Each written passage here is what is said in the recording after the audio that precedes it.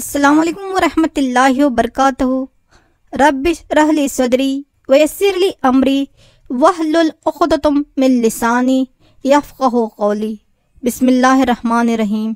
रब्बी ज़िदनी इल्मा, रब्बी ज़िदनी इल्मा, रब्बी ज़िदनी इल्मा। मेरे अज़ीज़ तलबा व तालिबात, आज की इक़रा ऑनलाइन क्लासेस में आप तमाम का तहे दिल से इस्तकबाल है।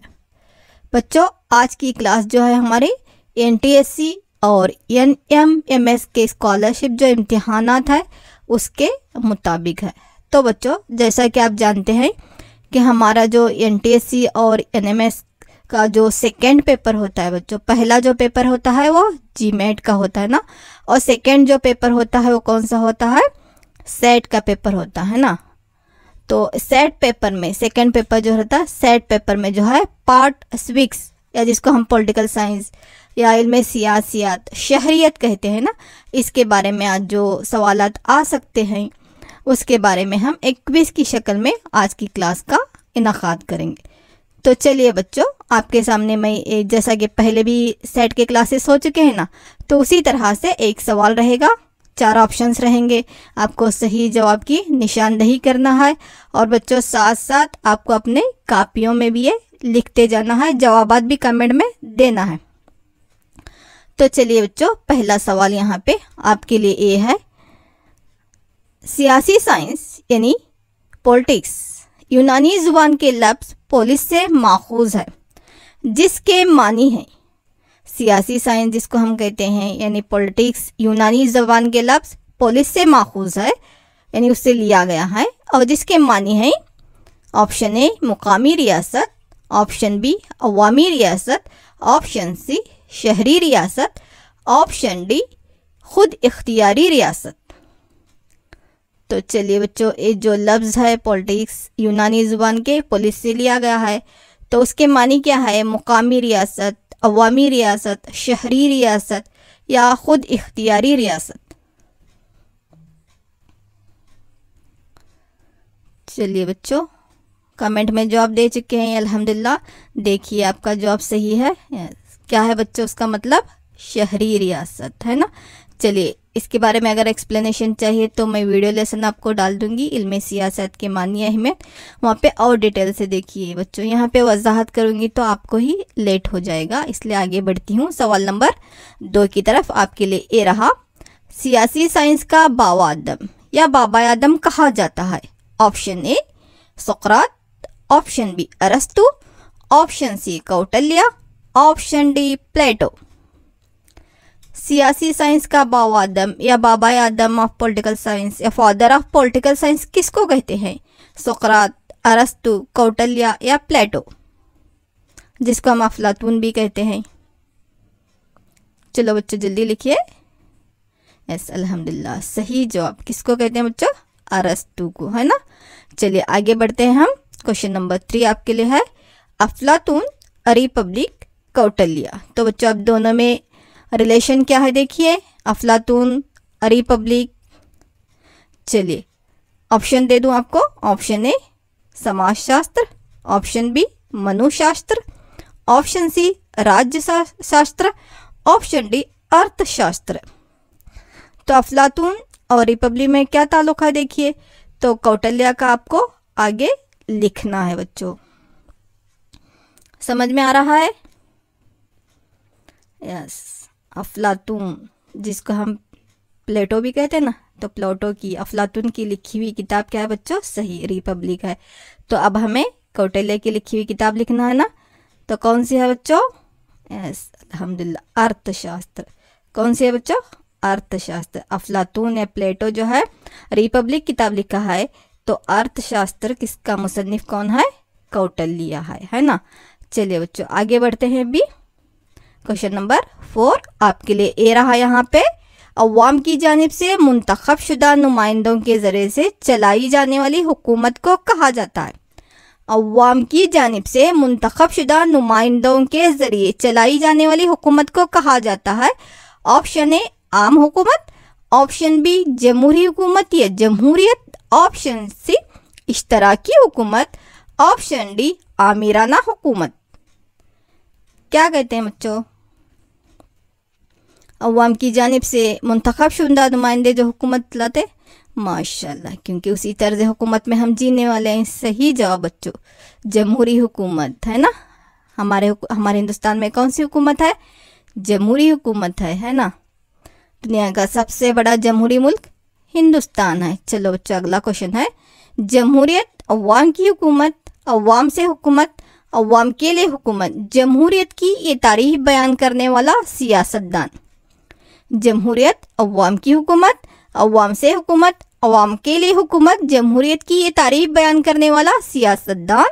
Option A George Washington, option B James Lincoln, option C Abraham Lincoln, option D Roosevelt.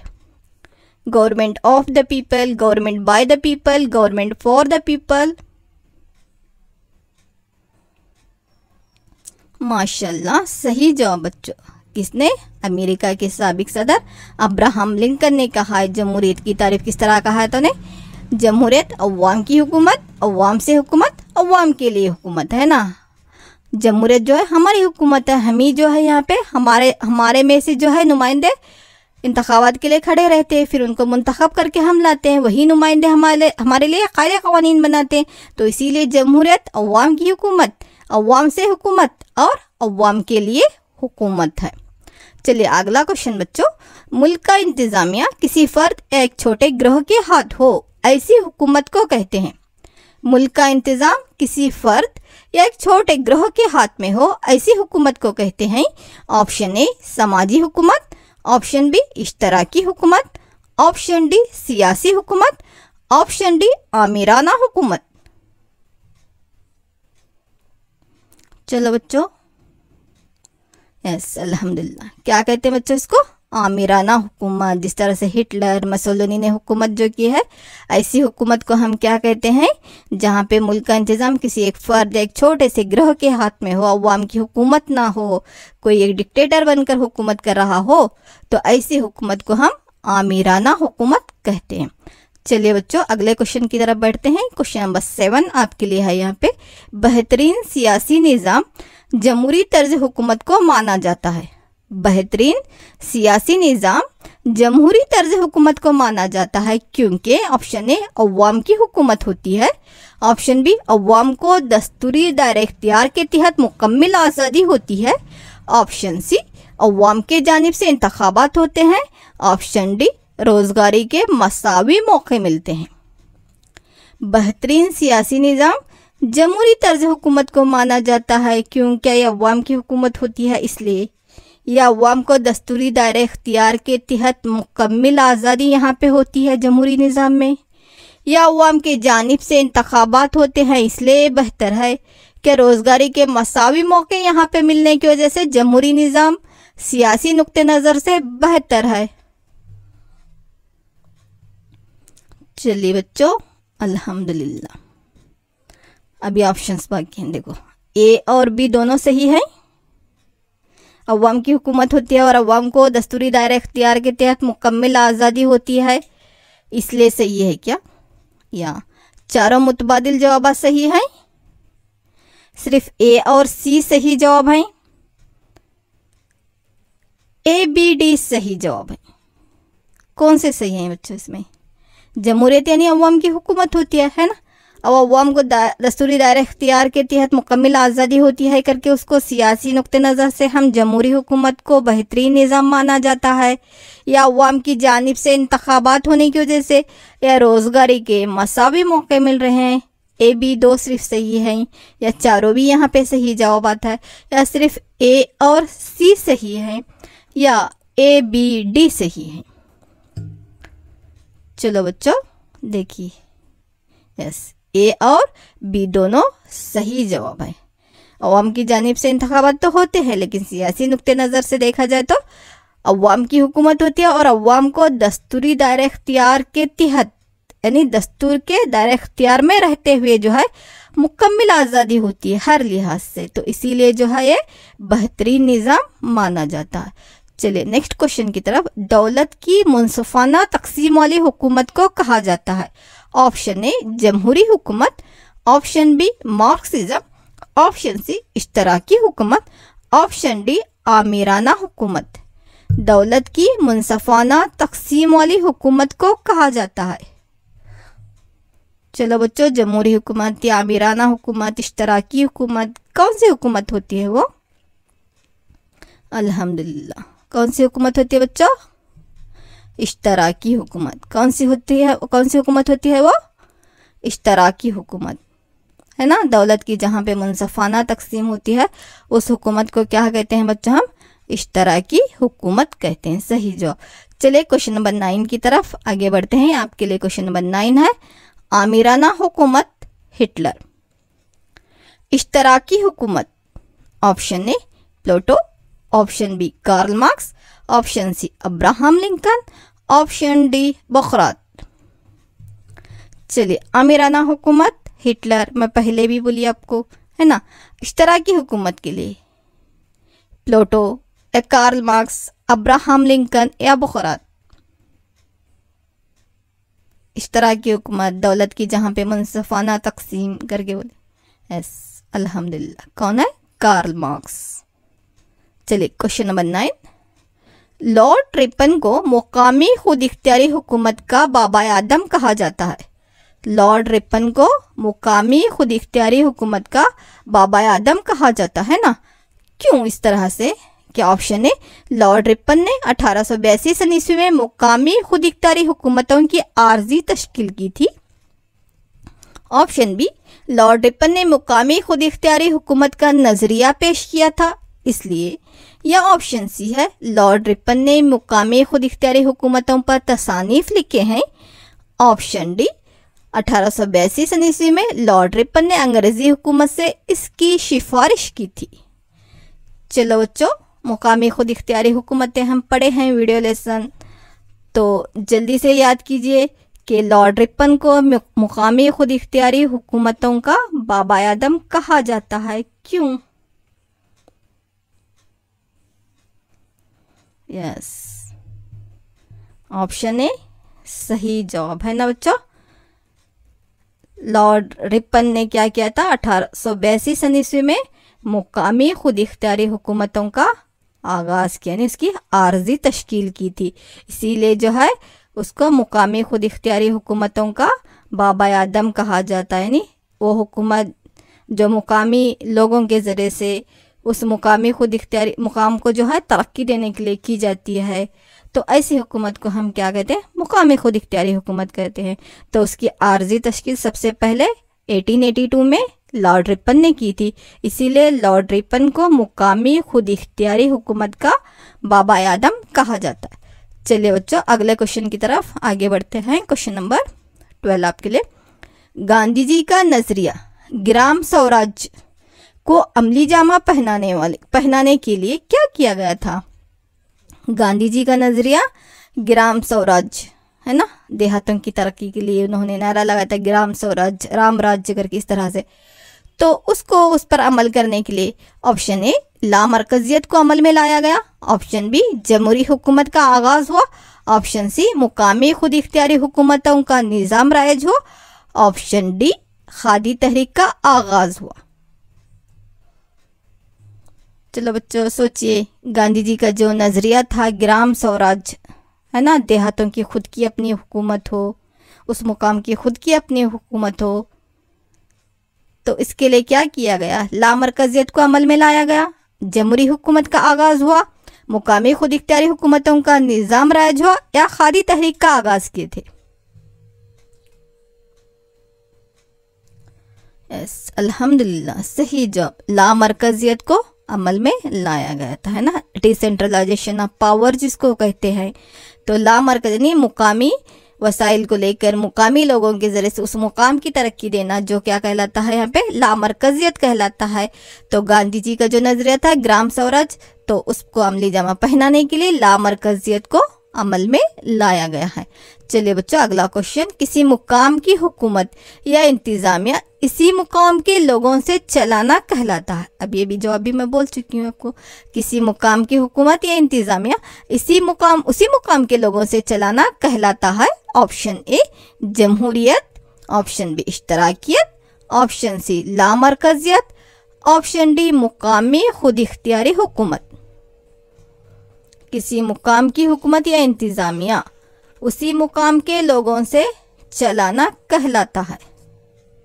Yes बच्चों, जमहूरियत, इश्तराकियत या लामरकजियत या मुकामी खुद इख्तियारी हुकूमत, अल्हम्दुलिल्लाह क्या कहते हैं बच्चों? लामरकजियत कहते हैं। किसी मुकाम की हुकूमत को, वहीं के मुकामी इंतज़ामिया को, उस मुकाम के इंतज़ाम को उसी मुकाम के लोगों के ज़रिए से जो चलाई जाती है वो लामरकजियत। यही लामरकजियत की रोशनी में जो है मुकामी खुद इख्तियारी हुकूमतें, पंचायत राज वगैरह जो है तश्कील दिए गए। चलिए अगला क्वेश्चन 14 आपके लिए है, दस्तूर हिंद के चौथे हिस्से के रहनुमा उसूलों के तहत कौन सा दफा है जो पंचायत निज़ाम का मौका देता है? दस्तूर हिंद के चौथे हिस्से के रहनुमा उसूल जो है हमारे directive principles of state policy जिसको हम कहते हैं, तो उसके तहत वो कौन सा दफा है जो कि पंचायत निज़ाम का मौका देता है? ऑप्शन ए है दफा 41, दफा 41, ऑप्शन बी दफा 51, ऑप्शन सी दफा 40, ऑप्शन डी दफा 52। चलो बच्चों जल्दी से दस्तूर हिंद हमारे शहरियत का पहला लेसन याद कीजिए, रहनुमा उसूल। यस, दस्तूर हिंद के चौथे हिस्से के रहनुमा उसूलों के तहत कौन सा दफा पंचायत निज़ाम का मौका देता है? 41, 51, 40, 52, कौन सा दफा बच्चों?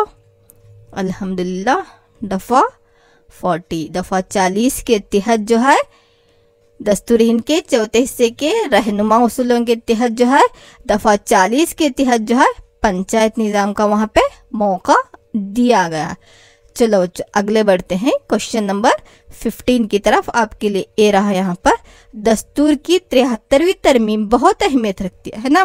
1993 की दस्तूर की 73वीं 73 तरमीम जो है बहुत अहमियत रखती है, क्योंकि ऑप्शन ए लामरकजियत को अमल में लाया गया, ऑप्शन बी जमहूरी हुकूमत का आगाज हुआ, ऑप्शन सी इलेक्शन कमीशन का आगाज हुआ, ऑप्शन डी एक जैसे पंचायत राज इदारों का आगाज हुआ।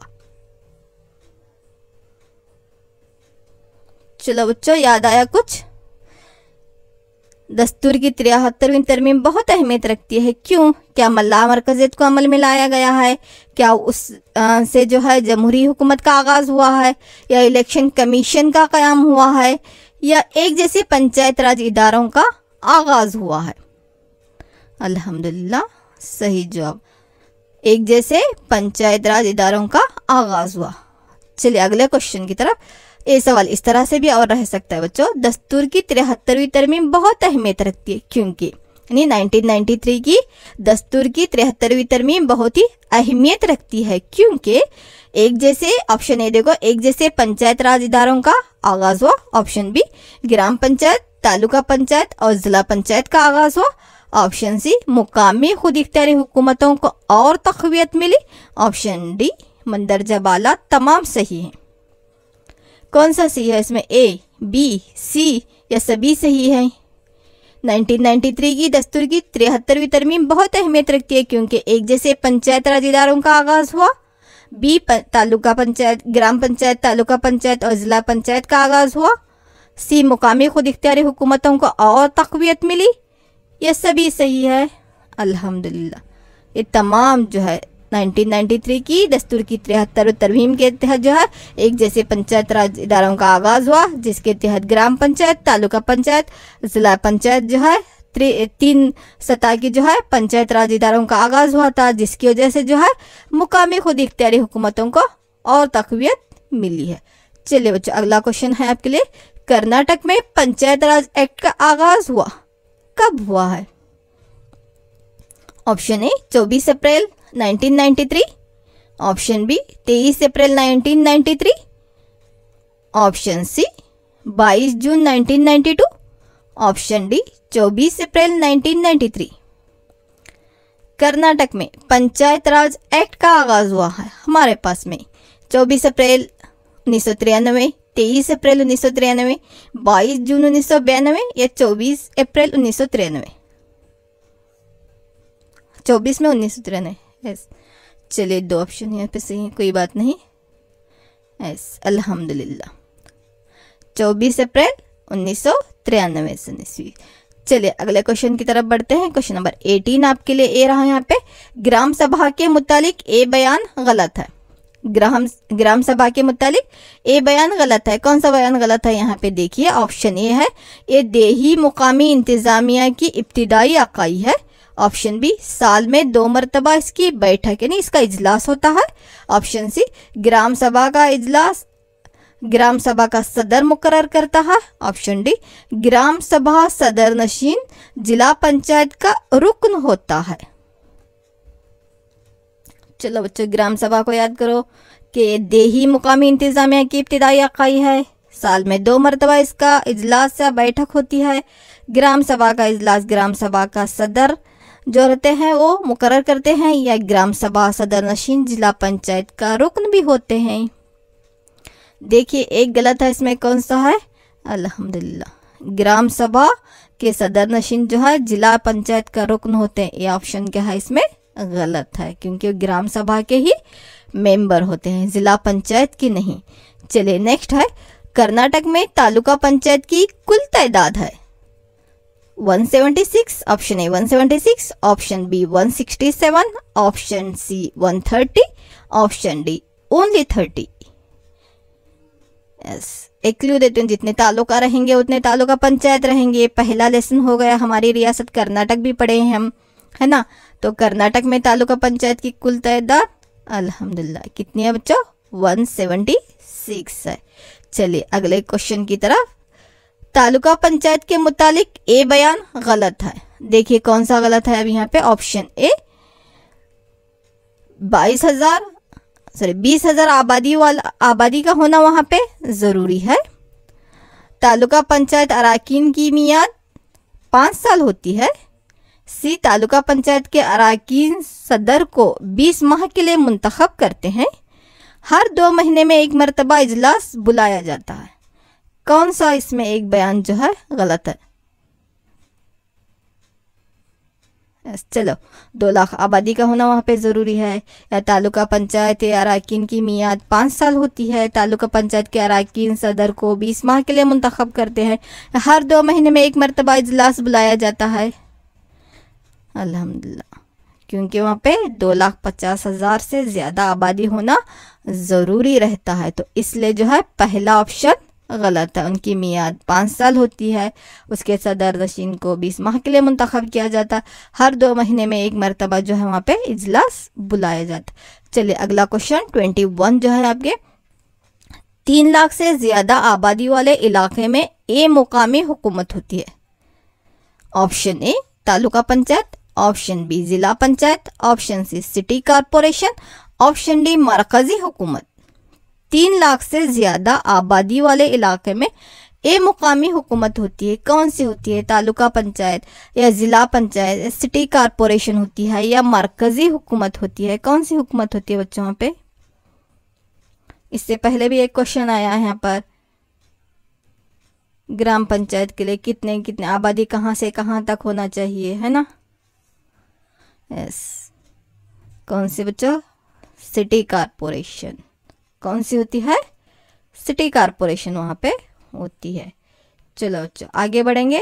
तालुका पंचायत के लिए वहाँ पे अगर ग्राम पंचायत है, तालुका पंचायत है तो वहाँ पे 12,500 से लेकर 15,000 तक रहना। उसी तरह से जिला पंचायत है तो 35,000 से लेकर 45,000 तक रहती है ना। अलग अलग के लिए, सिटी कॉरपोरेशन के लिए अलग रहती है, तालुका पंचायत के लिए अलग, जिला पंचायत के लिए अलग रहती है।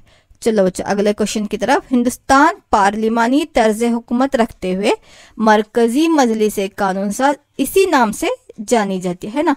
हमारे हिंदुस्तान में पार्लिमानी तर्ज हुकूमत है, तो हिंदुस्तान पार्लिमानी तर्ज हुकूमत रखते हुए मरकजी मजलिस कानून साज इस नाम से जानी जाती है। Option A Lok Sabha, option B Rajya Sabha, option C parliament, option D विधानसभा।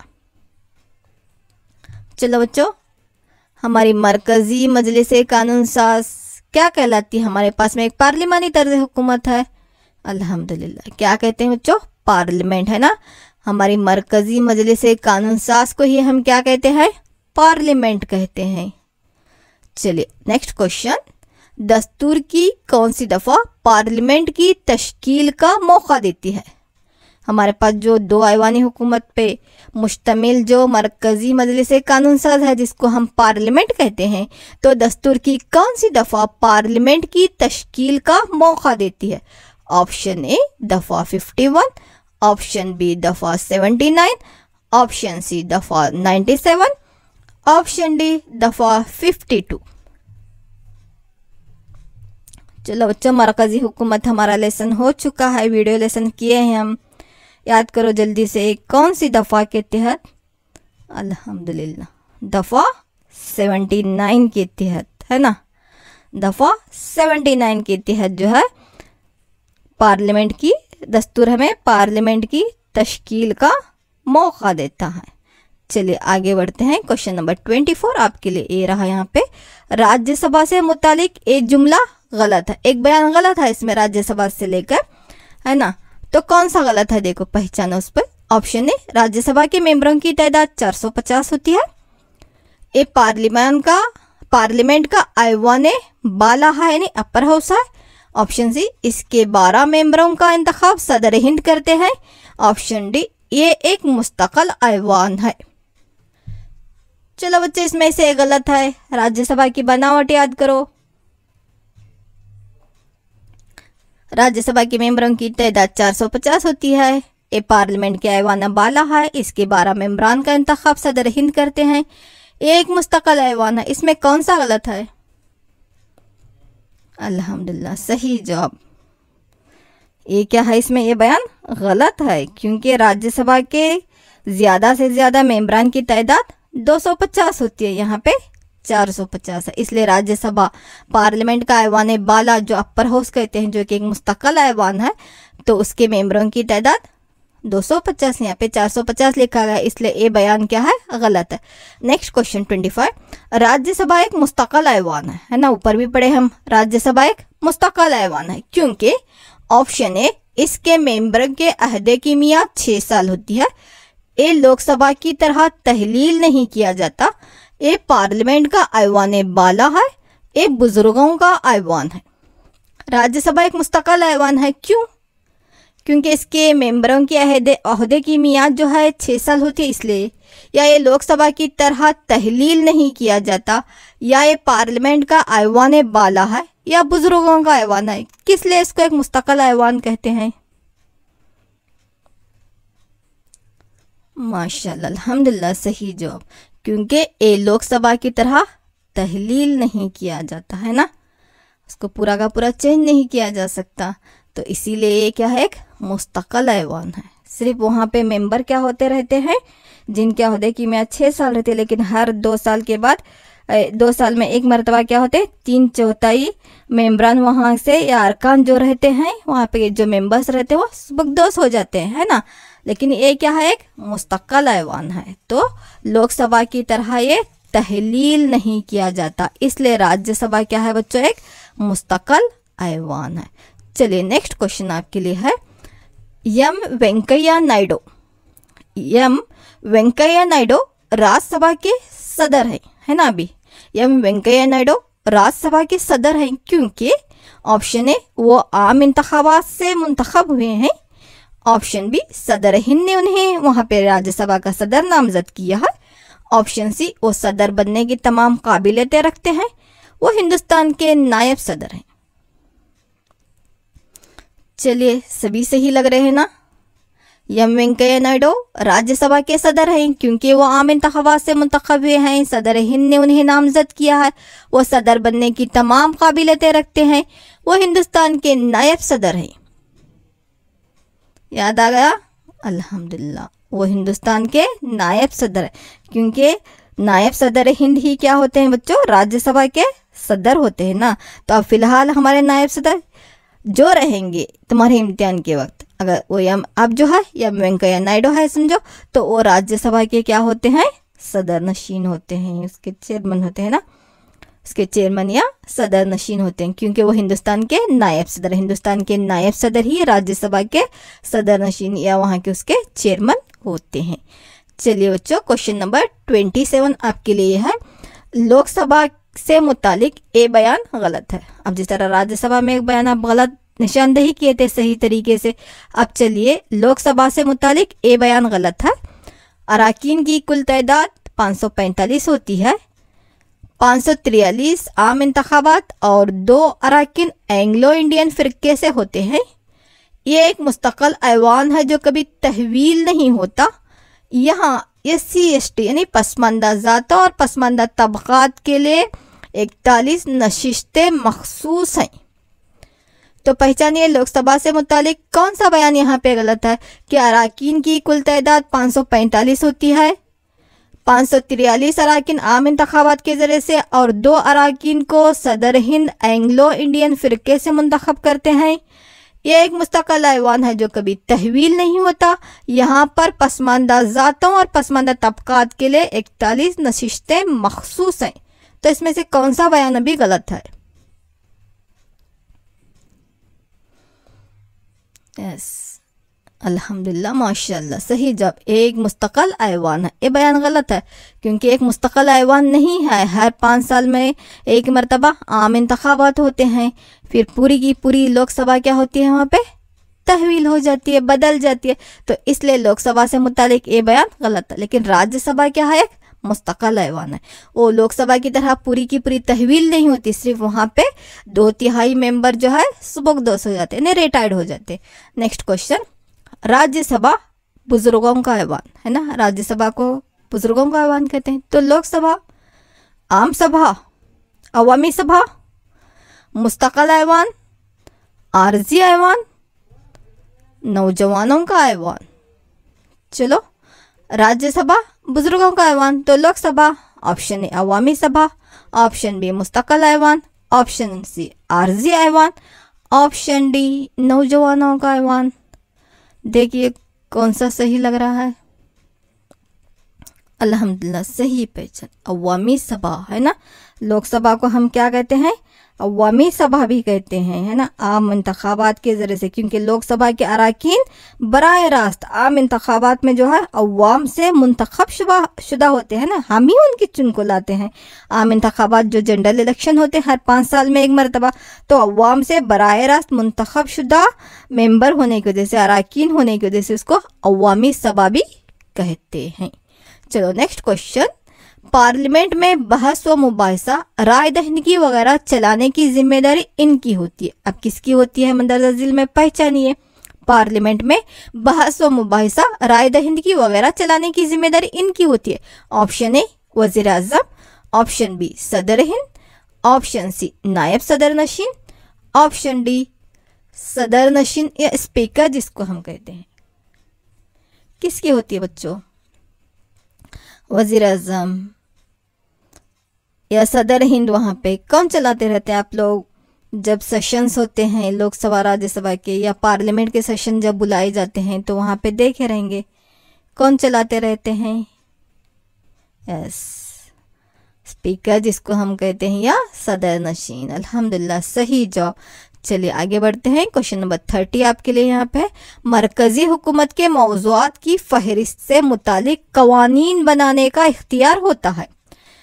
हमारे जो इख्तियारात होते हैं हुकूमत के, तो इख्तियारात को हम मरकजी फहरिस्त, रियासती फहरिस्त और मुश्तरका फहरिस्त में तकसीम किया उन मौज़ूआत को। तो मरकजी हुकूमत के मौज़ूआत की फहरिस्त से मुतालिक कवानीन बनाने का इख्तियार होता है। ऑप्शन ए पार्लियामेंट को, ऑप्शन बी लोकसभा को, option C Rajya Sabha, option D सदर हिंद। कौन बनाते हैं? मरकजी हुकूमत के मौज़ूआत की फहरिस्त से मुतालिक कवानीन बनाने का इख्तियार होता है। पार्लियामेंट, लोकसभा, राज्यसभा, सदर हिंद।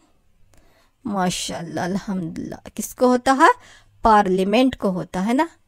लोकसभा राज्यसभा दोनों को मिलकर ही क्या बनी है, हमारी पार्लियामेंट बनी है ना। तो ये सब मिलकर जो है पार्लियामेंट बनती है। तो मरकजी हुकूमत के मौज़ूआत की फहरिस्त से मुतालिक कवानीन बनाने का इख्तियार किसको होता है? पार्लियामेंट को होता है। चलिए अगला क्वेश्चन, मसौदा के हक और मुखालिफ में वोट बराबर हो तो फैसला लेने का हक होता है। जो बिल या मसौदा हम पेश करते हैं, कानून बनने से पहले जो लिखा और जो तहरीरी दस्तावेज रहते हैं उसको हम क्या कहते हैं बच्चों? मसौदा कहते हैं। तो मसौदा या बिल के हक और मुखालिफ में उसके हामी या नान में जवाब हो चलता रहता जो रहता वहाँ पे। समझो हक और मुखालिफ में वोट बराबर हो गए हैं, 100 MLAs है या 100 MPs है वहाँ पे, तो जो भी हम पार्लियामेंट के जो मेंबर्स हैं तो 50 यहाँ पे 50 वहाँ पे 50-50 हो गया है। तो मसौदे का हक और मुखालिफ में वोट बराबर हुए तो फैसला लेने का हक होता है। ऑप्शन ए सदर नशीन या जिसको हम स्पीकर कहते हैं, सदर नशीन या speaker. Option B parliament. Option C Lok Sabha. Option D Rajya Sabha. तो उस वक्त कौन फैसला लेते हैं?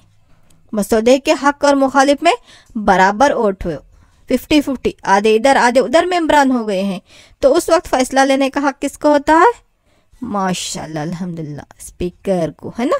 सदर नशीन जो रहते हैं वो फैसला लेने का हक रखते हैं। चलिए नेक्स्ट क्वेश्चन बच्चों, हुकूमत की कार्रवाई से मुतालिक लोकसभा अक्सरियत अराकीन को अगर एतमाद न हो तो हुकूमत को इस्तीफा देना पड़ता है ना। हुकूमत की जो कार्रवाई से मुतालिक लोकसभा के अक्सरियत अराकीन को, यानी जो हुक्मरानी पार्टी रहती है, वज़ीर आज़म रहते हैं, वज़ीर आज़म की कैबिना रहती है, जो उनकी कार्रवाइयाँ होते रहते हैं, उनकी काम जो होते रहते, तो उससे मुतालिक लोकसभा के अक्सरियत यानी मेजॉरिटी अराकीन को अगर एतमाद ना हो तो हुकूमत को इस्तीफा देना पड़ता है ना। तो ये पार्लियामेंट का कौन सा हक है या कौन सा इख्तियार है? पार्लियामेंट के इख्तियारात पढ़े हैं, तो कौन से इख्तियार के दायरे इख्तियार में आता है? इतना तो समझा कि एग्जाम में नहीं पूछा जाएगा, इस तरह रहेगा। मैं बता रहे हैं जस्ट आपको कि हुकूमत की कार्रवाई से मुतालिक लोकसभा अक्सर अराकीन को अगर एतमाद ना हो तो हुकूमत को इस्तीफा देना पड़ता है। ये पार्लियामेंट का कौन सा इख्तियार है? ऑप्शन ए कानून साजी का इख्तियार। ऑप्शन बी मालियाती इख्तियार। ऑप्शन सी आमिलाना या हुक्मरानी इख्तियार। ऑप्शन डी हंगामी इख्तियार। चलो बच्चों, हुकूमत की कार्रवाई से मुतालिक लोकसभा अक्सरियत अराकीन को अगर एतमाद ना हो हुकूमत के ऊपर तो हुकूमत को इस्तीफा देना पड़ता है वहाँ पे। तो ये पार्लियामेंट का कौन सा हक है? कानून साजी का हक, मालियाती हक, आमिलाना या हुक्मरानी हक या हंगामी इख्तियार है? ये कौन सा इख्तियार है? कानून साजी का इख्तियार है या मालियाती इख्तियार है या आमिलाना इख्तियार है या हुक्मरानी इख्तियार है या हंगामी इख्तियार है? अल्हम्दुलिल्लाह ये आमिलाना या हुक्मरानी इख्तियार है ना, एग्जीक्यूटिव पावर जिसको हम कहते हैं। चलो बच्चों अगले क्वेश्चन की तरफ पढ़ेंगे। 33 जो है यहाँ पे, मुल्क के मालियाती मामलात पर मुकम्मिल इख्तियार होता है। मुल्क के मालियाती मामलात पर मुकम्मिल इख्तियार होता है। Option A Rajya Sabha. Option B parliament. Option C वजीर आजम। Option D Lok Sabha. माली बिल के बारे में पढ़ चुके हैं हम। तो मुल्क के मालियाती मामलात पर मुकम्मिल इख्तियार होता है राज्यसभा, पार्लियामेंट, वजीर आजम, लोकसभा। माशाल्लाह अल्हम्दुलिल्लाह लोकसभा है ना। चलिए आगे फिर सवालात के बाद चाहे तो इसका एक्सप्लेनेशन देखेंगे। नेक्स्ट क्वेश्चन, इनमें एक बयान जो गलत है उसकी निशानदेही करें। इनमें गलत बयान की निशानदेही करके आपको लिखना रहता। ऑप्शन है लोकसभा की इजाज़त के बिना हुकूमत को किसी किस्म का टैक्स जमा करने या खर्च करने का हक नहीं है। ऑप्शन बी मालियाती मसौदा सबसे पहले लोकसभा में पेश करने का कानून है। ऑप्शन सी राज्यसभा को 14 दिन में फैसला या जवाब देना होता है। ऑप्शन डी मालियाती मसौदा राज्यसभा में सबसे पहले पेश होता है। चलो बच्चों कौन सा बयान गलत है इसमें पहचानो जल्दी। माली इख्तियार में आएगा, माली इख्तियारात में। चलो इतना तो हिंट्स बोल दी मैंने। पार्लियामेंट के माली इख्तियारात में आएगा। तो लोकसभा की इजाज़त के बिना हुकूमत किसी किस्म का टैक्स जमा करने या खर्च करने का हक नहीं, ये सही है या गलत है? मालियाती मसौदा सबसे पहले लोकसभा में पेश करने का कानून है, ये सही है या गलत है? राज्यसभा को 14 दिन में फैसला या जवाब देना पड़ता है मालियाती बिल के मुतालिक, या डी यहाँ पे है मालियाती मसौदा राज्यसभा में पहले पेश होता है। अल्हम्दुलिल्लाह कौन सा गलत है? मालियाती मसौदा राज्यसभा में पहले पेश होता है। बयान गलत है क्योंकि ऊपर भी हम पढ़े हैं मुल्क के मालियाती मामलात पर मुकम्मिल इख्तियार किसको होता है बच्चों? लोकसभा को होता है। राज्यसभा को तो उस बिल या मसौदे को 14 दिन के अंदर जवाब देना पड़ता है। अगर वो नहीं दे हैं तो लोकसभा उसको हमें समझ लेती है। तो मालियाती मसौदा सबसे पहले राज्यसभा में पेश होता है। ये बयान क्या है? गलत है। चलिए नेक्स्ट क्वेश्चन। कोई बिल या मसौदा को कानून बनने के लिए क्या करना होता है? कब बिल व मसौदा कानून बन जाता है? ऑप्शन ए, पार्लियामेंट की मंजूरी इसके लिए काफी है। पार्लियामेंट की मंजूरी हो गई तो बिल या मसौदा कानून बन जाता है। ऑप्शन बी, सदर हिंद की मंजूरी या दस्तखत। ऑप्शन डी, वजीर आजम की मंजूरी या दस्तखत। ऑप्शन डी, लोकसभा की मंजूरी काफी है। चलो बच्चों, कोई बिल या मसौदा कानून बनना है, एक आर्टिकल, एक दफा बनना है, तो क्या जरूरी है? पार्लियामेंट की मंजूरी सिर्फ काफी है? सिर्फ पार्लियामेंट ने मंजूरी दी तो काफी है कि वो बिल या मसौदा जो कानून बन जाता है? या सदर हिंद की मंजूरी या दस्तखत, वजीर आजम की मंजूरी या दस्तखत, लोकसभा की मंजूरी काफी है सिर्फ? माशाल्लाह, अल्हम्दुलिल्लाह, सदर हिंद की मंजूरी या दस्तखत है ना। कोई बिल या मसौदा सबसे पहले लोकसभा, लोकसभा से पास होने के बाद राज्यसभा, फिर जब सदर हिंद उस पर हाँ बोलकर उसका जायजा लेकर सब होने के बाद जब दस्तखत करते हैं तो वो बिल या मसौदा अब क्या बन जाता है? कानून बन जाता है। सिर्फ पार्लियामेंट की मंजूरी मिल गई मतलब लोकसभा राज्यसभा की मंजूरी मिल गई काफ़ी नहीं है, वजीर आज़म आइन नहीं है, तो वहाँ पे सदर हिंद की मंजूरी और दस्तखत होने के बाद ही वो बिल या मसौदा कानून बन जाता है। चलो बच्चों नेक्स्ट क्वेश्चन की तरफ बढ़ते हैं। 36 आपके लिए ये रहा। सुप्रीम कोर्ट और हाई कोर्ट के जजों को बरतरफ करने का इख्तियार पार्लियामेंट को दिया गया है। सुप्रीम कोर्ट और हाई कोर्ट के जजों को बरतरफ करने का इख्तियार पार्लियामेंट को दिया गया है ना। एक कौन सा इख्तियार है? ऑप्शन ए आमिलाना इख्तियार, ऑप्शन बी अदालती इख्तियार, ऑप्शन सी कानून साजी का इख्तियार, ऑप्शन डी हंगामी इख्तियार, इमरजेंसी पावर जिसको हम कहते हैं। कौन सा इख्तियार है कि पार्लियामेंट यहाँ पे सुप्रीम कोर्ट और हाई कोर्ट के जजों को बरतरफ कर रही है, निकाल रही है, डिसमिस कर रही है। तो ये पार्लियामेंट का कौन सा इख्तियार? हंगामी इख्तियार है, या वो कानून साजी के इख्तियार के तहत उसको निकाल रही है, या अदालती इख्तियार है, या आमिलाना इख्तियार, या एग्जीक्यूटिव पावर है? अल्हम्दुलिल्लाह, ये क्या है? पार्लियामेंट के अदालती इख्तियारात है कि वो सुप्रीम कोर्ट और हाई कोर्ट के जजों को बरतरफ करने का भी हक रखती है। चलो बच्चों नेक्स्ट क्वेश्चन। मंदरजा झील में कौन सा बयान गलत है? ऑप्शन ए, दस्तूर में तरमीम दोनों ऐवानों को बराबर का हक है। दस्तूर में तरमीम करना जो है दोनों ऐवानों को बराबर का हक है। दोनों ऐवान मतलब यहाँ पे लोकसभा राज्यसभा। ऑप्शन बी, दोनों ऐवानों की मंजूरी लाजमी है, किसी एक ऐवान की मंजूरी लाजमी है, रियासती असम्बलियों की मंजूरी भी ज़रूरी है। दस्तूर में तरमीम में दोनों ऐवानों को बराबर का हक है, दोनों ऐवानों की मंजूरी लाजमी है, किसी एक ऐवान की मंजूरी लाजमी है, रियासती असम्बलियों की मंजूरी भी ज़रूरी है ना। दस्तूर में तरमीम का हक या इख्तियार याद आ गया?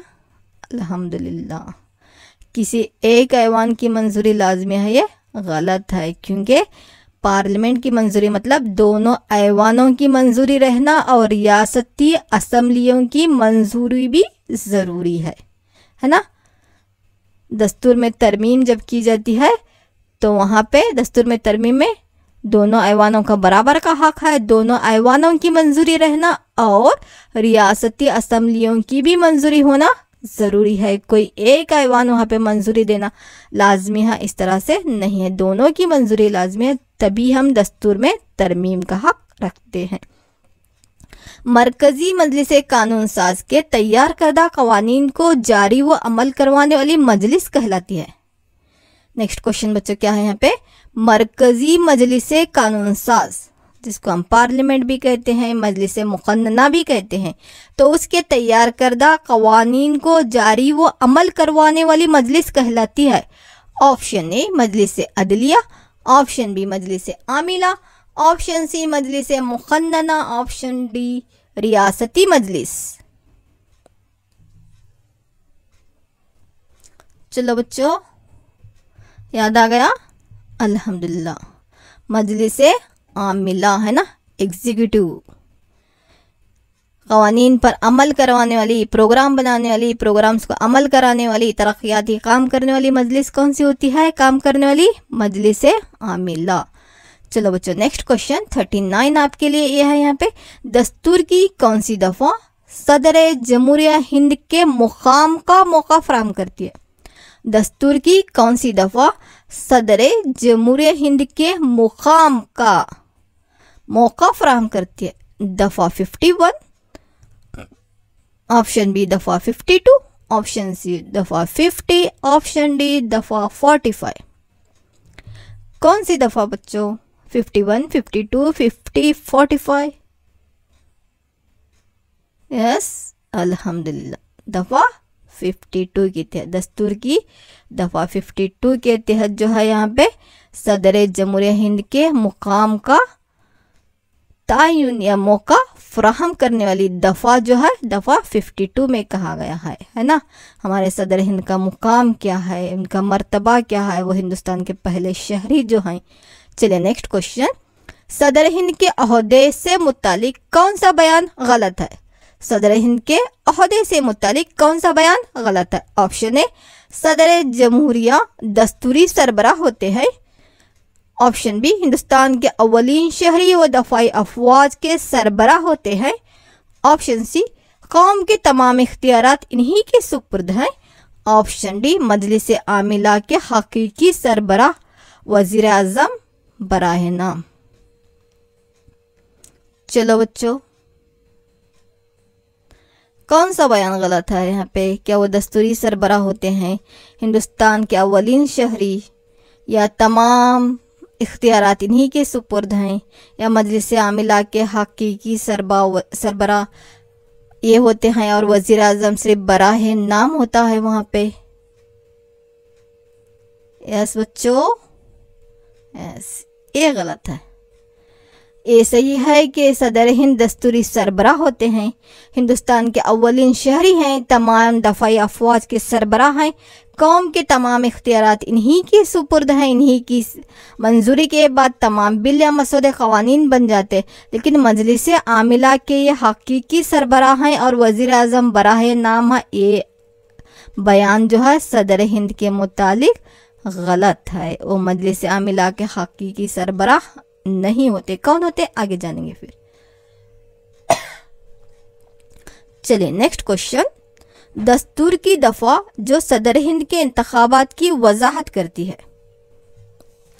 दस्तूर की कौन सी दफा जो सदर हिंद के इंतखाबात की वजाहत करती है? मुकाम जो तयन करती थी वो दफा 52 है।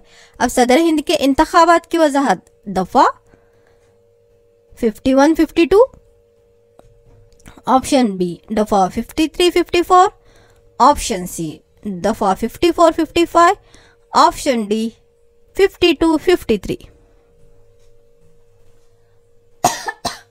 चलो बच्चों, दस्तूर की वो दफ़ा जो सदर हिंद के इंतखाबात की वजाहत करती है, कौन सा दफ़ा है? 51 और 52 ये दोनों, या 53, 54, या 54, 55, या 52, 53?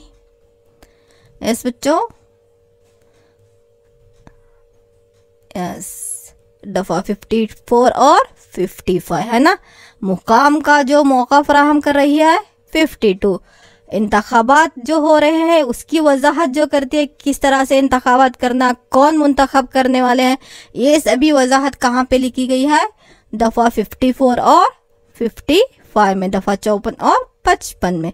चलो बच्चों नेक्स्ट क्वेश्चन है 42 आपके लिए। ये है, सदर हिंद का इंतखाब करने वाली मजलिस कहलाती है ना। दफ़ा सदर हिंद का इंतखाब करने वाली मजलिस कहलाती है। ऑप्शन ए रियासती मजलिस, option B electoral college, option C मरकजी महौज, ऑप्शन डी इंतखाबी कमीशन। सदर हिंद का इंतखाब होता है, उनको मुंतखब करते हैं, तो इन सदर हिंद का जो इंतखाब करने वाली जो मजलिस होती है या जो कमेटी होती है, इसको हम क्या कहते हैं बच्चों? रियासती मजलिस कहते हैं, या इलेक्टोरल कॉलेज कहते हैं, या मरकजी महौज कहते हैं, या इंतखाबी कमीशन कहते हैं। क्या कहते हैं इसको? यस, माशाल्लाह, अल्हम्दुलिल्लाह, सही जवाब। इसको क्या कहते हैं बच्चों? इलेक्टोरल कॉलेज कहते हैं ना। दस्तूर हिंद के दफ़ा 54 और 55 के तहत जो सदर जमहूरिया हिंद को हम के इंतखाबात को शामिल किया गया है उसको हम क्या कहते हैं? इलेक्टोरल कॉलेज कहते हैं, जहाँ पर हमारे दोनों ऐवानों के मुंतखब तमाम अराकीन होते हैं। और उसी तरह से जो है यहाँ पे रियासती असम्बलियों के मुंतखब अराकीन होते हैं। ये तमाम राय दहिंदगान जो होते हैं वो मिलकर सदर हिंद का जो इंतखाब करते हैं ना, तो इन तमाम दहिंदगान की जो मजलिस होती है उसको हम क्या कहते हैं बच्चों? इलेक्टोरल कॉलेज कहते हैं। चलो नेक्स्ट क्वेश्चन 43। मुल्क के तमाम आला ओहदे और मुख्तलिफ मुल्कों के लिए सफ़ीर की नामजदगी करने का सदर हिंद का इख्तियार होता है ना? तो कौन सा इख्तियार होता है? मुल्क के तमाम आला ओहदों और मुख्तलिफ मुल्कों के लिए सफ़ीर की नामजदगी का इख्तियार जो होता है सदर हिंद का, कौन सा इख्तियार होता है? किसका इख्तियार होता है वो? सदर जमहूरिया हिंद, मजलिस आमिला, पार्लियामेंट या वज़ीर आज़म? मुल्क के तमाम आला ओहदों और मुख्तलिफ मुल्कों के लिए सफ़ीर की नामजदगी का इख्तियार होता है। किसको होता है? सदर जमहूरिया हिंद करते हैं या मजलिस आमिला करती है या पार्लियामेंट करती है या वज़ीर आज़म? मुल्क के जितने भी आला ओहदे हैं, attorney general, editor general, supreme court के जजेस बोलो या हाई कोर्ट के जजेस हैं या मालियाती कमीशन है, तो इन तमाम आला ओहदों के लिए या बैरूनी ममालिक की सफ़ीर की नामजदगी करना है तो उस वक्त कौन करते हैं? सदर जमहूरिया हिंद करते हैं या मजलिस आमिला करती है या पार्लियामेंट करती है या वज़ीर आज़म हमारे करते हैं? यस बच्चों, माशाल्लाह। कौन करते हैं बच्चों? सदर हिंद करते हैं ना। सदर जमहूरिया के इख्तियारात में हम पढ़े हैं कि तमाम आला ओहदों की जो सदर जमहूरिया हिंद के जो आमिलाना इख्तियारात हैं, तो तमाम इख्तियारात जो होते हैं, चाहे यहाँ पे जो एडिटर जनरल हो, अटॉर्नी जनरल हो, सुप्रीम कोर्ट के जजेस हो या अदालत आलिया के जजेस हो या मालियाती कमीशन के सदर, नायब सदर या लोक सेवा आयोग के कमीशन के सदर हो, तमाम हमारे दफ़ाई अफवाज के सिपह सालारों को जो होता है बर्री बहरी और फ़िज़ाइया, तो ये तमाम आला ओहदों का के जो यहाँ पे उनके आला ओहदों को मुकर्रर करना या मुख्तलिफ ममालिक के लिए सफ़ीर की नामजदगी करने का इख्तियार किसको होता है बच्चों? सदर जमहूरिया हिंद को। चलिए नेक्स्ट क्वेश्चन। मालियाती मसौदा अगर कानून बनना है तो ऑप्शन ए सिर्फ लोकसभा की मंजूरी ज़रूरी है, ऑप्शन बी पार्लियामेंट और मजलिस आमिला की मंजूरी चाहिए, ऑप्शन सी सदर जमहूरिया हिंद की मंजूरी ज़रूरी है, ऑप्शन डी कैबिनेट वज़ीरा की मंजूरी ज़रूरी है। इससे पहले थोड़ा सा मैं इसकी वजाहत कर चुकी हूँ कि मालियाती मसौदा अगर कानून बनना है तो सिर्फ लोकसभा की मंजूरी ज़रूरी है, पार्लियामेंट और मजलिस आमिला की मंजूरी चाहिए, सदर जमहूरिया हिंद की मंजूरी ज़रूरी है, कैबिनेट वज़ीरा की मंजूरी ज़रूरी है। यस बच्चों, मालियाती मसौदा अल्हम्दुलिल्लाह सदर जमहूरिया हिंद की मंजूरी वहाँ पे ज़रूरी है। सदर हिंद के मालियाती इख्तियारात में है कि सदर जमहूरिया हिंद की इजाज़त के बगैर मालियाती मसौदा या जिसको हम बिल कहते हैं ना, वो पार्लियामेंट में पेश भी नहीं किया जा सकता, या मालियाती कमीशन की रिपोर्ट या अकाउंट एडिटर जनरल जो भी रिपोर्ट रहती है वो पार्लियामेंट में बहस व मुबासा करने के लिए सदर हिंद की सिफारिश का होना भी ज़रूरी है। तो मालियाती मसौदा जो बजट हमारा इतना जो पास होना रहता, तो वहाँ पे अगर वो कानून बनना है तो उसके लिए जो है सदर जमहूरिया हिंद की मंजूरी ज़रूरी है। यही जो हमारे सदर हिंद का मालियाती इख्तियार होता है। चलिए क्वेश्चन नंबर 45 आपके लिए ए है। यहाँ पे पार्लियामेंट की मंजूरी के बाद जंग व अमन का ऐलान करने का हक या इख्तियार किसको हासिल है? पार्लियामेंट की मंजूरी के बाद जंग व अमन का ऐलान करने का हक या इख्तियार किसको हासिल है? ऑप्शन ए रियासती मजलिस आमिला, ऑप्शन बी सदर हिंद, ऑप्शन सी वजीर आज़म, ऑप्शन डी वजीर दफा डिफेंस मिनिस्टर। यस, किसको हासिल है बच्चों? पार्लियामेंट की मंजूरी के बाद जंग व अमन का ऐलान करने का हक या इख्तियार किसको हासिल है? रियासती मजलिस आमिला को, या सदर हिंद, वजीर आज़म, या हमारे जो वजीर दफ़ा होते हैं, बर्री बहरी फ़िज़ाई को मिलाकर हम दफ़ा कहते हैं ना, डिफेंस मिनिस्टर हमारे। यस बच्चों, अल्हम्दुलिल्लाह किसको है? सदर हिंद को, है ना। किसको हासिल है बच्चों? सदर हिंद को हासिल है। इसको हम क्या कहते हैं? सदर हिंद के फौजी इख्तियारात, है ना, फौजी इख्तियारात कहते हैं हम। सदर हिंद का फौजी इख्तियार यह है कि पार्लियामेंट की मंजूरी के बाद जंग व अमन का ऐलान करने का हक किसको है? सदर जमहूरिया हिंद को होता है। चलो बच्चों नेक्स्ट क्वेश्चन, दस्तूर हिंद की दफ़ा 352, 356, 360 सदर हिंद के कौन से इख्तियार की वजाहत करते हैं? हमारे दस्तूर की दफ़ा 352, 356, 360 सदर हिंद के कौन से इख्तियारात की वजाहत करते हैं? है ना, सदर हिंद के इख्तियारात पढ़ चुके हैं, कौन से इख्तियारात की वजाहत करते हैं बच्चों?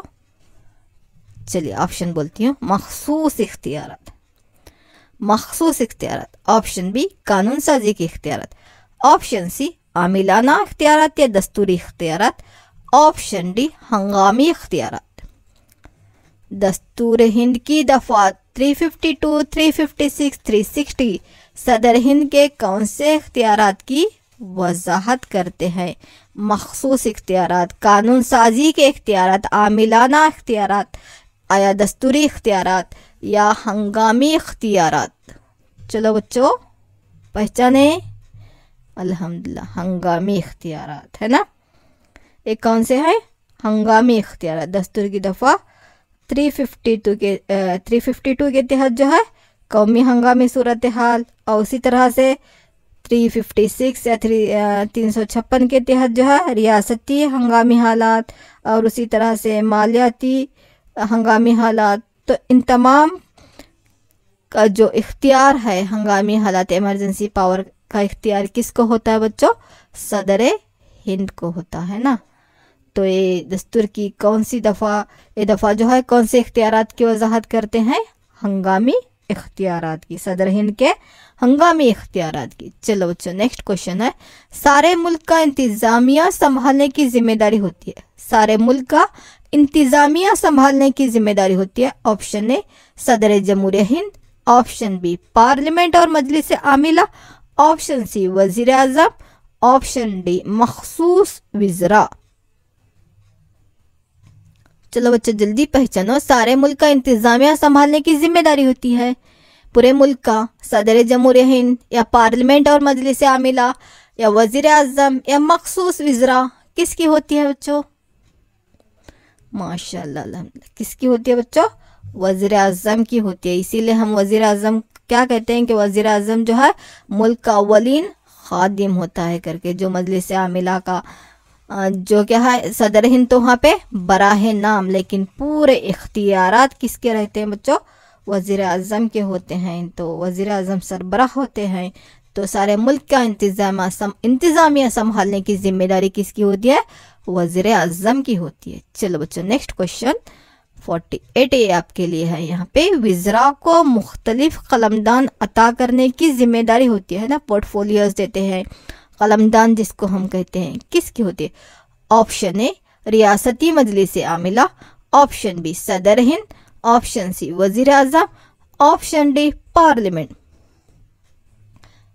चलो बच्चों विज़रा है ना, बहुत से जो मेंबर्स हमारे चुने हुए रहते हैं कैबिनी विज़रा जो कहते हैं वज़ीर आज़म के साथ जो रहते हैं, तो उनको मुख्तलिफ कलमदान यानी पोर्टफोलियोज देते हैं ना, एक एक फील्ड दिया जाता है। कहते हैं ना जिस तरह वज़ीर ज़राअत, वज़ीर तालीम कहते रहते हैं। तो वो अता करने की जिम्मेदारी किसकी होती है? रियासती मजलिस आमिला की, सदर हिंद, वज़ीर आज़म या पार्लियामेंट की। मरकजी जो विज़रा रहते हैं उनको मुख्तलिफ कलमदान अता करने की जिम्मेदारी होती है रियासती मजलिस आमिला, सदर हिंद, वज़ीर आज़म या पार्लियामेंट। यस बच्चों माशाल्लाह अल्हम्दुलिल्लाह, किसकी होती है? वज़ीर आज़म की होती है ना। विज़रा का तकर्रुर और कलमदान की तकसीम और विज़रा को बरतरफ करने का हक जो है मजलिस के विज़रा का सरबराह का जो किसका होता है? किसका होता है? सदर हिंद, वज़ीर आज़म नहीं, सदर हिंद की वजीर आजम करते हैं, बट किसकी सिफारिश पर? सदर हिंद की। कौन करते हैं बच्चों? तकर्रुर जो है सदर जमहूरिया की सिफारिश से करते हैं। कौन करते हैं? वजीर आजम करते हैं। सिफारिश किसकी रहती है वहां पे? सदर हिंद की। नेक्स्ट क्वेश्चन, वजीर आजम के मुतालिक इनमें कौन सा बयान गलत है? ऑप्शन ए, हुकूमत का हकीकी सरबराह होता है, मजलिस विज़रा का रहनुमा होता है। ऑप्शन सी, लोकसभा की अक्सरियत जमात का मेंबर होता है। ऑप्शन डी, राज्यसभा का सदर नशीन होता है। चलो बच्चों, वजीर आजम के मुतालिक इनमें से कौन सा बयान गलत है? हुकूमत का हकीकी सरबराह होता है, मजलिस विज़रा का रहनुमा होता है। ऑप्शन सी, लोकसभा की अक्सरियत जमात का मेंबर होता है। ऑप्शन डी, राज्यसभा का सदर नशीन होता है। यस बच्चों, पिछले बार भी थोड़ा सा क्वेश्चन का हिंट्स इसमें मिला था। माशाल्लाह, अल्हम्दुलिल्लाह सही जवाब है यहाँ पे। कौन सा बयान गलत है? राज्यसभा का सदर नशीन होता है। गलत है, क्योंकि राज्यसभा के सदर नशीन कौन होते हैं? मुल्क के नायब वजीर आजम होता है ना, वेंकैया नायडू के बारे में हम पढ़े हैं। लेकिन हुकूमत का हकीकी सरबराह जो है वजीर आजम होता है, मजलिस विज़रा का रहनुमा। और लोकसभा में अक्सरियत जमात का कायद ही कौन बनता है? वजीर आजम होता है। तो लोकसभा के अक्सरियत जमात का मेंबर होता है, लेकिन राज्यसभा का सदर नशीन नहीं होता। तो इसलिए वजीर आजम के मुतालिक ये बयान क्या है बच्चों? गलत है। चलिए एक आखिरी क्वेश्चन आपके लिए, लोकसभा में अक्सरियत अराकीन का एतमाद खोने या हिमायत वापस लेने पर वजीर आजम और मजलिस विज़रा को इस्तीफा देना पड़ता है ना। लोकसभा में अक्सरियत अराकीन का एतमाद खोने पर, यानी हुकूमत अब अच्छी तरह से काम नहीं कर रही है करके लोकसभा में मेजॉरिटी मेंबर्स कहे, यानी लोकसभा के मेजॉरिटी मेंबर का एतमाद ये लोग खो दिए, कौन? मजलिस विज़रा और वजीर आजम, तो इनको इस्तीफा देना पड़ता है। तो उसको क्या कहते हैं बच्चों? जो इस्तीफा देते हैं उसको क्या कहते हैं? एक तहरीक कहते हैं। क्या, कौन सी तहरीक कहते हैं उसको? तहरीक अदम ताउन। ऑप्शन बी, तहरीक एतमाद। ऑप्शन सी, तहरीक मुखालिफत। ऑप्शन डी, तहरीक ताउन। यस, लोकसभा में अक्सरियत अराकीन का यानी मेजॉरिटी मेंबर्स का एतमाद खोने पर, यकीन खोने पर या हिमायत वापस लेने पर वजीर आजम और मजलिस विज़रा को इस्तीफा देना पड़ता है वहाँ पे। तो इस्तीफा जो देते हैं उसको हम क्या कहते हैं? तहरीक अदम ताउन, तहरीक एतमाद, तहरीक मुखालिफ या तहरीक ताउन। यस बच्चों, अल्हम्दुलिल्लाह, क्या कहते हैं बच्चों? तहरीक एतमाद कहते हैं इसको। तो यहाँ तक के क्वेश्चंस या ऑप्शन जो हम क्विज की शक्ल में ले, आपको समझ में आए हैं ना? अगर नहीं भी समझ में आए हैं तो मुकामी खुद इख्तियारी हुकूमतें, मरकज़ी हुकूमत, ये जो लेसन वीडियो लेसन हो चुके हैं, मेरा भी मतलब वीडियो लेसन्स मेरा हुआ है, समीना मैडम का हुआ है और हमारे रुखसाना मैडम भी ले हैं। तो जो जो वीडियो लेसन्स है ये भी देखिए, और इसके बावजूद भी अगर आपको नहीं समझ में आ रहा है तो हम लोगों के फ़ोन नंबर्स भी आपके पास में हैं, पूछ सकते हैं आप। ओके चलिए, और भी इसको बार बार देखिए, ये तमाम पॉइंट्स, ये तमाम क्वेश्चन के आंसर लिख लीजिए। अनकरीब में आपके मदारिस शुरू होने जा रहे हैं। अब तक जितने लेसन्स हुए हैं उसके तमाम नुकात, तमाम क्वेश्चन आंसर, जितना भी वर्क दिया गया था सभी मुकम्मिल करके पूरी तैयारी के साथ, पूरी सेफ्टी के साथ स्कूल को आपको आना है ना। चलिए, अस्सलाम वालेकुम वरहमतुल्लाहि बरकातहू। जज़ाकुमुल्लाह खैरन कसीरन कसीरा व अहसनल जज़ा फिद दुनिया